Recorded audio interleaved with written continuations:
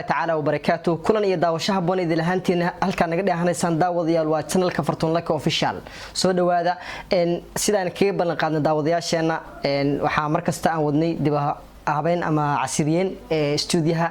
إن مانتو حوا استوديها نقول حبان وحنقضي قف كوريس الودا فرام عاو هل كان برامج كين كيسو جديدة إن مركا مقال وحوا فيليا هذا كدبنا إن أن أركضون تان استوديو كقول حسن waa tahay barnaamijka maantay waxa inoo soo jeedin doona aniga wakiila wuxuu noqon doonaa muuqaal yar ama sheeko gaaban oo inoo soo direen ay nala soo wadaageen isla markaasna ay soo jileen daawadayaasheena channelka ku xiran muuqaalku wuxuu noqon doonaa dabcan qiso jacayl oo isla markaasna ay jilayaan asxaab badan oo ka tirsan dadka ku xiran channelkeena Fortune Lucky Official marka muuqaalkaasi koleba aniga inkastoo si fiican u daawan koleba ma wuxuu noqon doonaa sheeko jacayl oo dumar qof dumar tusaale ahaan kala qiso jacayl oo dumar ku dhacday ma dhanka ragga I don't know saate aan bilaaban asla daawano waa tahay aan wada daawan maadaama aan xataa bilay tahay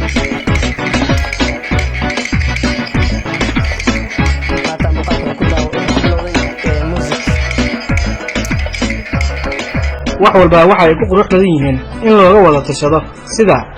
ay dhab u yihiin oo looga weecdo sida ay dhalanteed u yihiin raggu waxay eegtala ku qabaan damaca tirada badan ee inantii jaan qaadaba isha lala raacayo haweenkuna maseer iyo waliba hubsiimo la'aan ayaa ka reebaya dhammaan danahooda muhiimka ah waxaa la isku fahmi waayey nolosha farxadeeda iyo waliba in la badiyo kulamada caadiga ah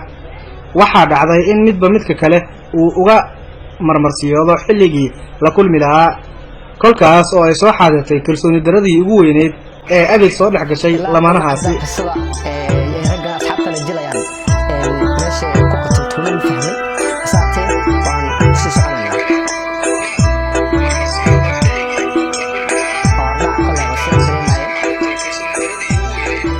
inankii oo aad ugu xiiso qaba la kulanka gacalisadiisa ayaa soo wacay qaalidiisa kolkaas ayuu markii la hayo qiso jacayl dabcan waxay la tahay dhibkeeda iyo dheefteeda wadataa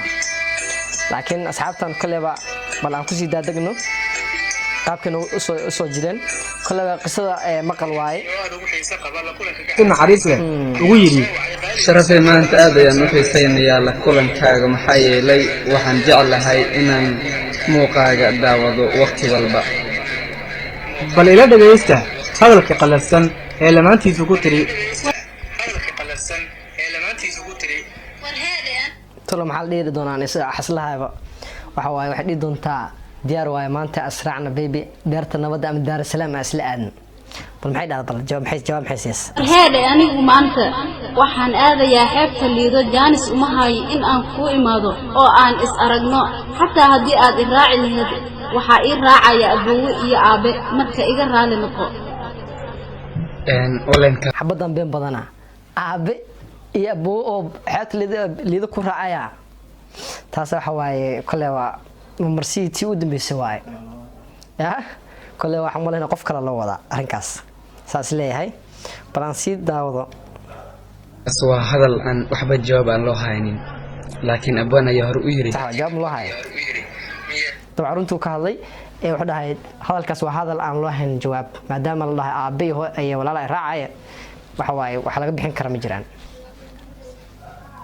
miyaa ciil loo dhintaa miyaa caro lala tagaa miyaa camal loo go'aa misteefo miyaa la ceyrshaa miyaa cadow loo dubshaa ruuxaad calmakee jeclaatay dunida ugu caaganaatay nafteeda adigoon canaanan ma inay kugu caasidaan laakiin waxba dhibaa ma lahan aniga ay ka guulgaari doon arrinkan ragga qaarkii waa kuwa go'aan dhowe waxa uu niyeystay inankii inuu si degdega u aado liido oo uu soo ogaado ama si uu u soo ogaado furnahaanshaha hadalka inanta waxa uu markiiba u dhaqaaqay xeebta liido oo dhalinyaradu si xad dhaaf ah isugu sheegeen waayadan iyo waayadii horeba dadka oo markaas aan dhex galo daawo liido waxa waaye horta meel aad dalxiis badan waaye oo qurux badan ay raadeen dadkana u damaash tagaan laakiin dabaasho waxa waaye dad badan aqoon ku ark oo dabaash si loo dabaasho xataa aqoon intaasna liido taagan sidoo kale dadka si kale ka fahansan yihiin dabaasho waxa waaye dhar gooni leedahay dabaasho oo lagu dabaasho qof waxa arkay macawis la galay kuwa kale waxaa la arkay oo cabaayad la geliso iyo macnaha dhar waaweyn oo kale inkastoo aysan kala socneen dumarkii iyo ragga haddana waxaa arkay isdhexyaac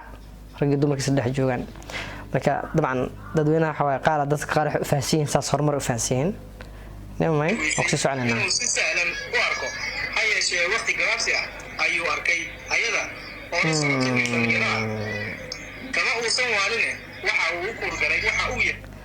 meesha waxaan uga cadaatay sheekada qisadan qisa dhab waaye sida daawadayaasha channelka ku xiran noogu sheegeen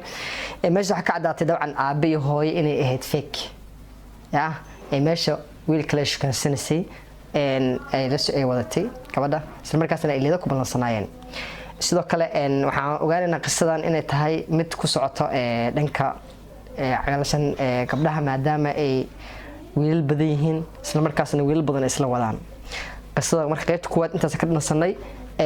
waa inta kale waa iskaga keen dhex bixi doonaa daawadayaasha kale wixii comment ah ama waxyaabaha qisadan ka dhaxashay ama waxaan ku arki doonaa qaybta commentiga la wadaaga insha Allah badan aawadeed way u suurageli weysay inuu si sahlan u arko hayeeshee waqti gabaabsi ah ayuu arkay ayada oo la socota wiil dhalinyaro ah kama uusan waaline waxa uu u kurgalay waxa uu yahay iranka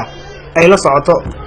waxa uu isku aadiyay dhagax kolkaas ayuu misana wacay waxaaba si kaliisa u qabtay inankii oo isaguna waday baaritaan kale labadoodu waxa ay wada jecel yihiin gabadha oo mid walba waxa uu aaminsan yahay inay asaga u gooni tahay hadallo kulul ayaa la isweydaarsaday oo ay ka mid tahay waryaa maxaad u soo wacanaysaa haweenka la qabo maxaase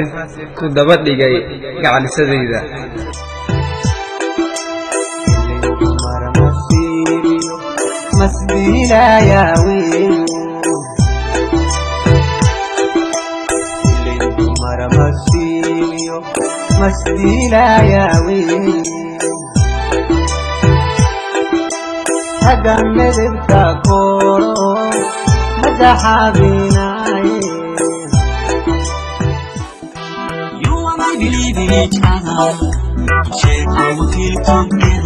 waxa uu isku aadiyay dhagax kolkaas ayuu misana wacay waxaaba si kaliisa u qabtay inankii oo isaguna waday baaritaan kale labadoodu waxa ay wada jecel yihiin gabadha oo mid walba waxa uu aaminsan yahay inay asaga u gooni tahay hadallo kulul ayaa la isweydaarsaday oo ay ka mid tahay waryaa maxaad u soo wacanaysaa haweenka la qabo maxaase ku daba dhigay gacalisadayda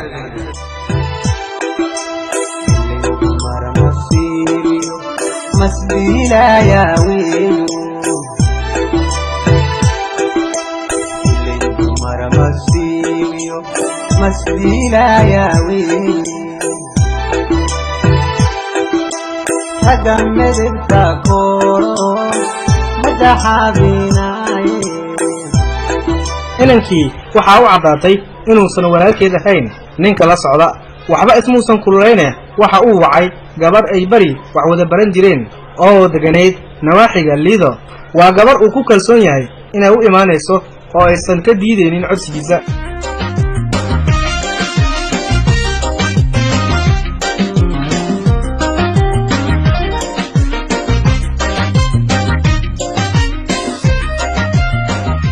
way soo ajiibtay oo waaba gabar ka qurux badan inanta uu jecel yahay dhan kasta waxa uu ka dhaadhiciyey barnaamijka yar ee uu ka rabo inay la jisho markuu u soo bandhigayna way ka aqbashay ayada oo dhoola caddaynaysa sida laba qof oo lamaane muddo dheer wada socday ah ayay ku dhex socdaaleen xeebta ayaga oo isu muujinaya labadii kale goob ay fadhiyeen ayay ku soo mareen socod laafii qurxoon ah xilli ay mararka qaarna muujinayeen calaamado sii kicinaya qalbiga dumarka loo rabo inay masayraan sida inay garbaha isqabsadaan iyo weliba inay isguddoonsiiyaan ubaxyo qurxoon yaa waa maxay sidaan macquul ma ahan tan suurtagalna ma noqon karto xoogaa kadib ayada oo dayaysa ayay galeen badda oo ay u dabaasheen si farxadeed iyo damaashaad lama ilaawaan ah ninkii la joogay ayaa yaab la fadhin waayey kadib markii uu wax hadala ka waayey qoftii uu la fadhiyey wax yar kadib ayuu dibadda u soo istaagay mise waa nin iyo weliba naag wada dabaalanaya oo marba dhinac biyaha isugu tuuraya kolka uu sii fiiriyena waxa uu ogaaday inuu yahay qofkii ay waqti ka hor wada hadleen oo uu aarsanayo wuu iska baxay inantii oo keligeed meel fadhisa ayaduna inuu la joogo iyo weliba inuu ka tago waxba kuma kala duwanayn ama waxba kuma aysan kala jeclayn oo waxaa ku weyneed nabarka uu ka daqniyey jacaylkeeda rasmiga ah oo markii hore si ulakac ah ay isaga xumayday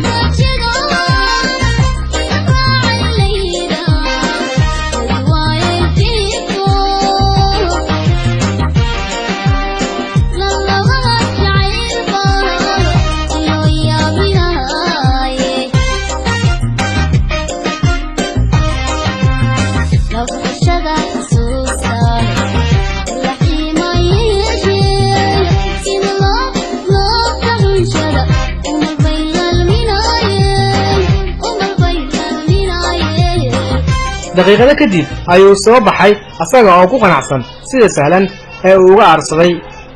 inta ku soo orday ayay ku tiri sidaan bini'aadanimo miya maxaad ii dhibaysaa oo nolosha iigu cariirinaysaa si degan ayuu ugu jawaabay ma dheereen daraartan dhagaha kaa furaystay legdaniyo lukay dhibkaadasha naftaydii lulo lahana lahaa